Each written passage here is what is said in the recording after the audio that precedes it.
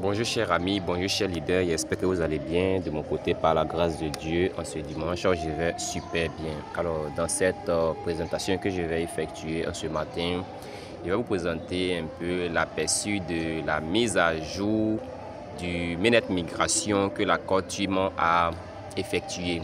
Alors, donc, pour pouvoir obtenir plus d'informations sur l'aperçu de cette mise à jour, une fois que vous rentrez sur votre application Pi Network et que vous allez voir la page, vous cliquez tout simplement sur le côté Red More, un peu ici.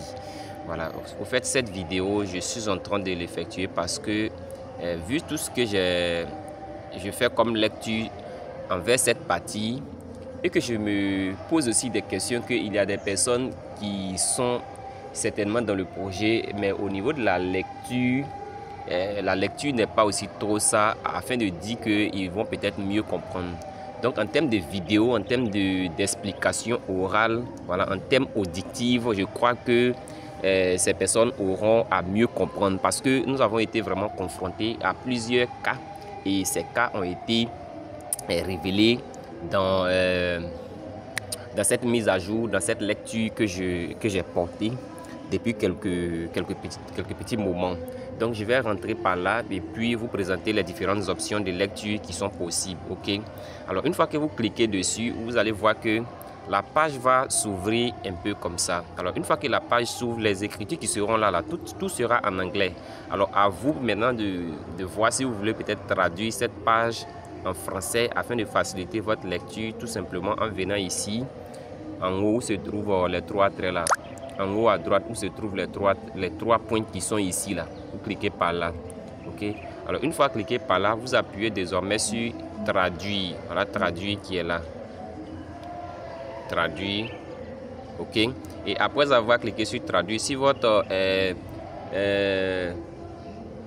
Google Chrome est donc à jour, vous allez voir que la lecture écoute cette page va être positionnée là. Ok. Et là, si vous voulez, vous n'allez pas même prendre le temps même pour lire, vous pouvez cliquer tout simplement sur le bouton de la lecture qui est là.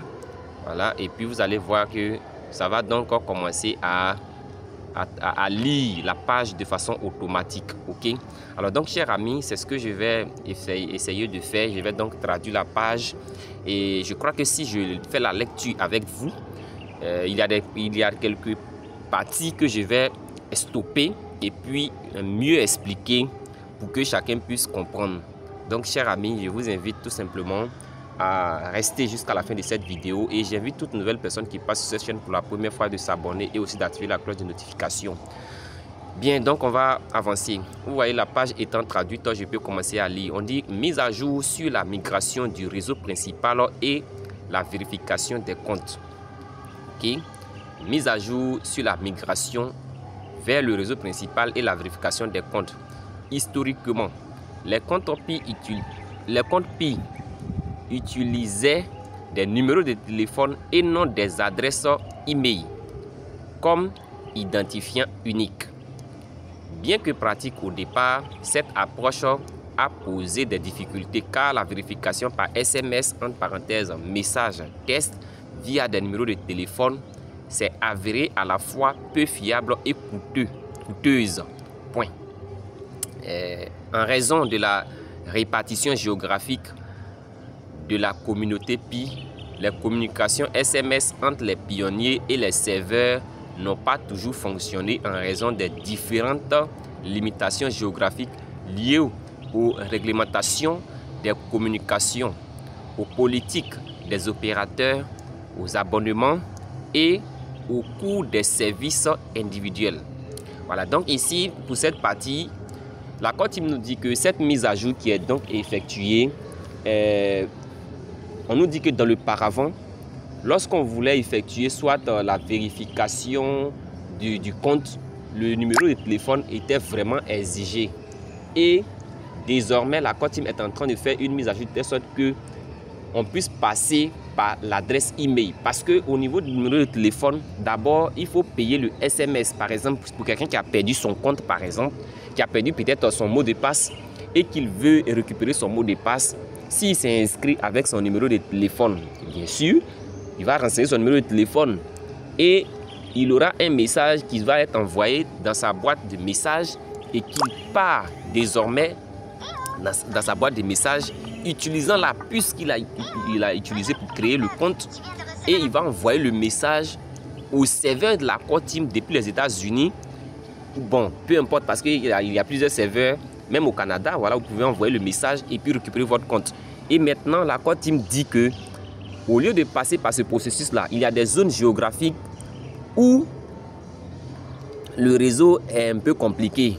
Voilà, le réseau SMS, le réseau appel, le réseau téléphonique est un peu compliqué. Et donc, il décide maintenant de passer avec le Gmail. Voilà, le Gmail. Et le Gmail, on sait que à partir d'un certain moment, la Core Team a exigé à ce que tout le monde insère son Gmail. Et là, après cette lecture, je vais vous montrer où est-ce qu'on rentre pour effectuer la vérification du Gmail.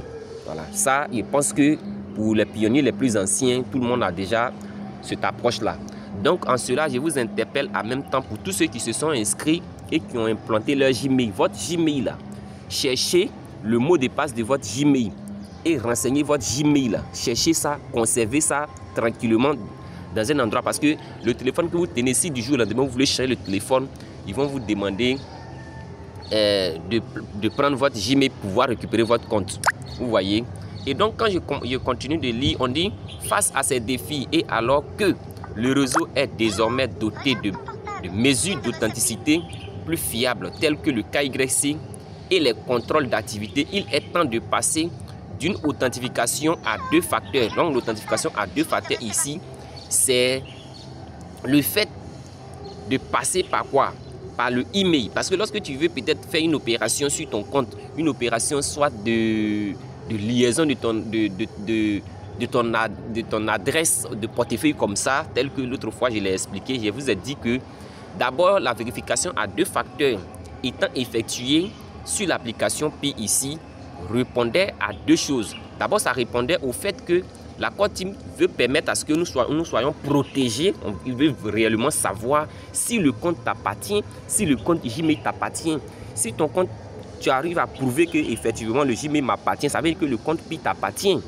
Voilà. Mais en même temps, ça nous prépare pour la seconde migration. Ça dit quoi? S'il y aura une seconde migration qui sera effectuée, tu n'es pas à ignorer, parce que là, tu as prouvé au sein de la blockchain que le email t'appartient bel et bien.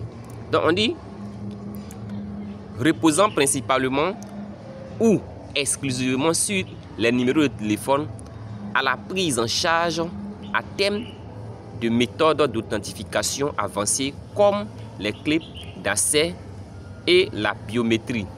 La vérification de facteurs par email répond non seulement aux défis mentionnés ci-dessus, mais améliore également la sécurité grâce à son aspect à 2 facteurs. Pour y parvenir, chaque utilisateur devra d'abord créer une adresse email de confiance. Vous voyez? Donc, du coup, pour pouvoir effectuer la vérification à 2 facteurs, chaque utilisateur ici, tel que vous et moi, qui sommes sur le réseau Pi, nous devons créer notre Gmail et aussi insérer notre Gmail sur notre compte Pi Network. Et lorsque vous allez insérer votre compte Gmail sur le compte Pi Network là, si vous appuyez, ils vont vous dire qu'il y a un message qui a été envoyé dans votre boîte Gmail. Donc, vous devez aller sur votre boîte Gmail pour aller cliquer sur le message que vous avez reçu. Il y a une partie, on dit click here. C'est le click here là. Vous cliquez là. Quand vous cliquez, votre Gmail est donc vérifié. Et si le email est vérifié, le email étant rattaché, lorsqu'ils vont demander à ce que, soit à l'étape 3 ou peut-être confirmer votre wallet, vous allez voir que le message va bel et bien partir dans votre Gmail. Hier, par exemple, j'étais en train d'aider un doyen pour récupérer son compte. On est passé par le numéro de téléphone. Lorsqu'on a mis le numéro de téléphone, mais la Core Team nous a dit qu'il y a un message qui a été envoyé dans la boîte Gmail et on était obligé d'aller dans la boîte Gmail. Nous ne sommes plus passés sur le numéro de téléphone où on devrait passer pour envoyer le SMS de validation au serveur de la Core Team afin que la Core Team vérifie et qu'on puisse récupérer le compte. Mais plutôt, le message est parti dans la boîte Gmail du doyen. Et là, nous sommes partis dans la boîte Gmail du doyen.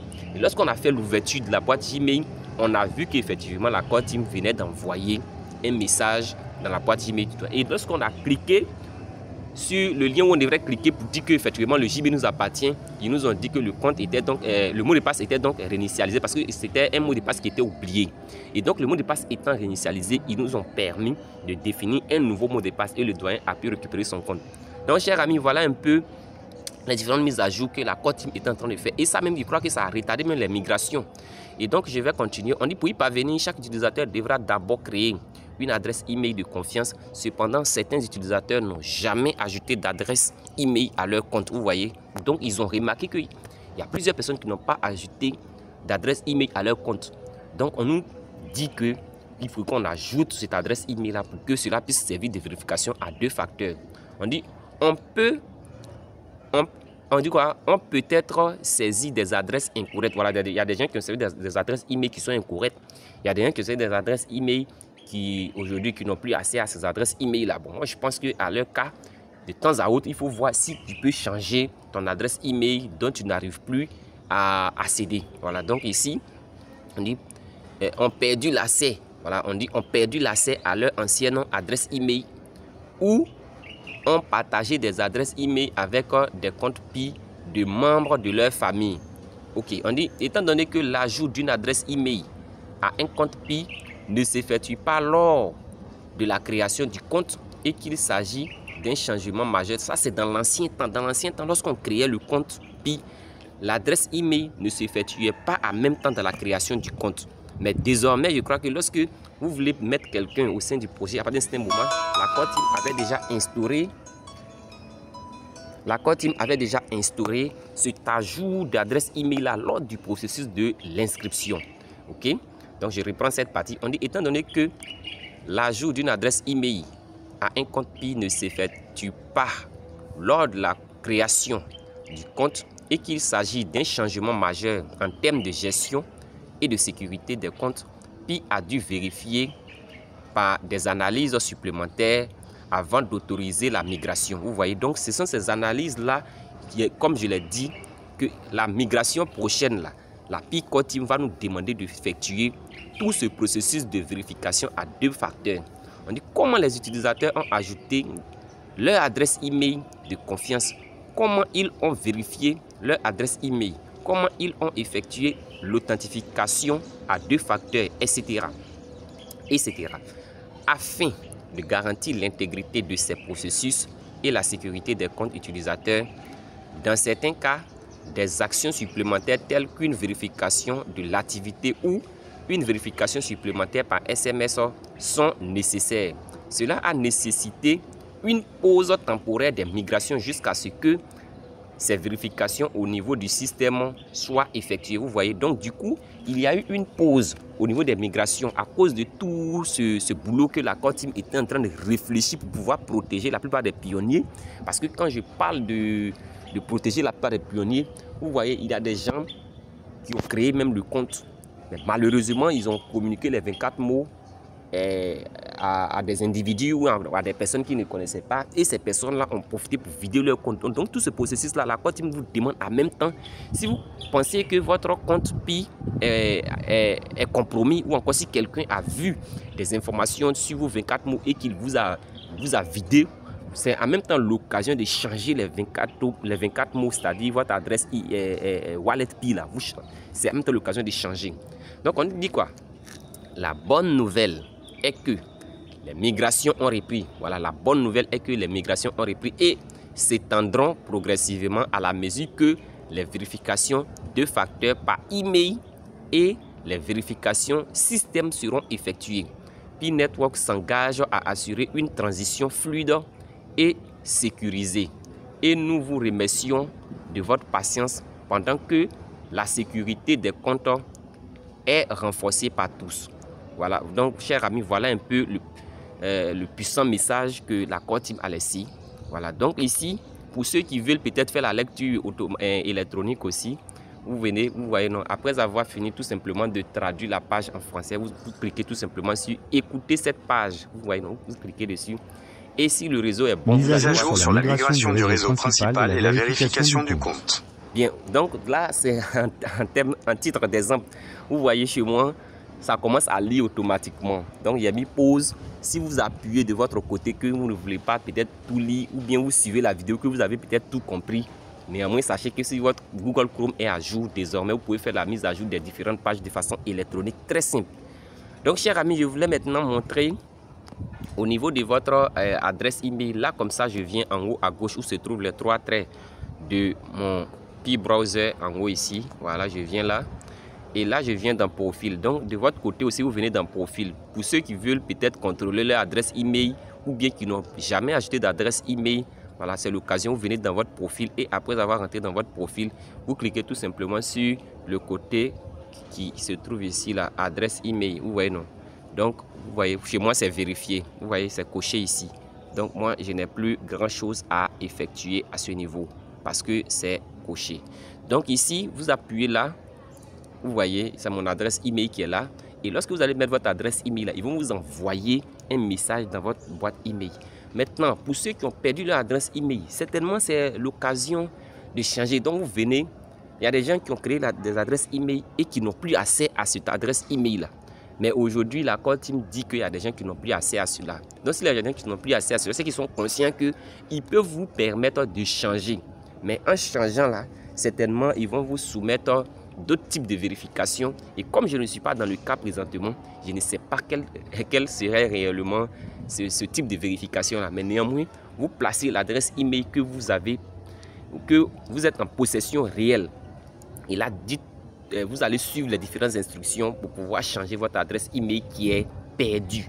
Voilà, j'ai un ami qui a ce cas-là. Donc, du coup, je pense qu'il y a d'autres personnes aussi qui sont dans ce cas-là. Donc, à vous maintenant de placer le nouveau adresse email et vous appuyez sur le côté vérification. Vous placez votre nouveau adresse email ici, là où il y a l'ancien, là, vous enlevez. Et vous cliquez sur vérifier. Voilà, et puis vous allez voir quelles sont les directives que la Core Team va octroyer à votre niveau. Alors, chers amis, c'est ce que je voulais partager. Je pense que ce message est vraiment très puissant et cela va vraiment encourager les uns aux autres encore afin que ce réseau auquel nous avons eu à croire pendant un certain nombre de temps puisse vraiment, il peut dire, atteindre son objectif, son livre blanc qui avait été défini. Mais comme je le dis, de temps à autre, il y a des modifications. Aujourd'hui, le livre blanc de Pi tente légèrement à changer, la feuille de route à changer légèrement. Mais l'objectif de Pi, c'est de devenir une monnaie qui va être utilisée de façon quotidienne. Voilà, donc cette monnaie-là, si elle est utilisée de façon quotidienne, ça veut dire que ça sera une pièce qui sera stable. Alors, une pièce qui est stable peut donc servir à effectuer des achats de biens et de services en toute tranquillité. Mais une pièce qui est instable ne peut pas servir à effectuer des achats de biens et de services. Parce que si c'est instable et que tu achètes aujourd'hui, c'est bas, et que si demain ça baisse, vous voyez que celui qui a vendu, bon, il a perdu. Bon, celui qui a acheté, lui, il va dire qu'il a gagné, vous voyez. Donc, du coup, ce n'est pas intéressant. Alors, si la pièce Pi doit servir de monnaie d'échange de biens et de services, alors elle doit conserver son côté de stablecoin. Ok? Alors, donc, je vais vous laisser. Je crois que toutes ces informations ont été vraiment utiles. Aujourd'hui, dimanche, je vous dis de passer vraiment une très bonne journée dominicale et que le Seigneur soit avec vous. Portons-nous bien, rendez-vous au sommet et je vous attends juste dans les commentaires. Dites-moi ce que vous en pensez de tout ce que je viens de révéler au sein de cette mise à jour. Laissez vos commentaires, laissez vos j'aime, abonnez-vous pour ceux qui passent pour la première fois et aussi activez les différentes cloches de notification. Partagez cette vidéo pour que les vrais pionniers puissent savoir que la Core Team travaille encore dans les coulisses pour pouvoir nous permettre d'arriver à bon port avec ce projet Pi Network. Merci et rendez-vous au sommet à tous.